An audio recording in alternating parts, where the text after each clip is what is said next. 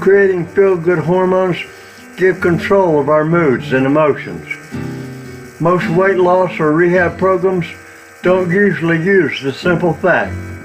We need to replace pleasure with another pleasure to have control.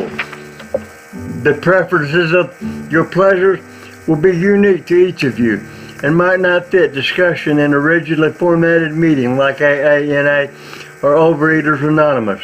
But you can work this way creatively with your daily coping skills and any self-development program or weight loss system to help prevent failure. I am joyous, happy, calm, clear thoughts. I am joyous, happy, calm, clear thoughts. The pleasure hormones bring fulfilling joy that lingers better than food or destructive habits. It makes whatever done next more productive, pleasing. The pleasure hormones bring fulfilling joy that lingers better than food or destructive habits.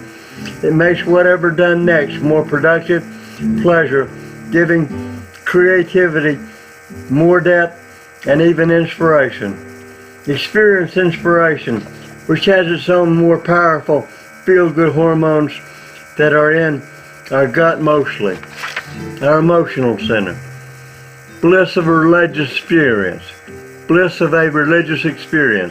and sex.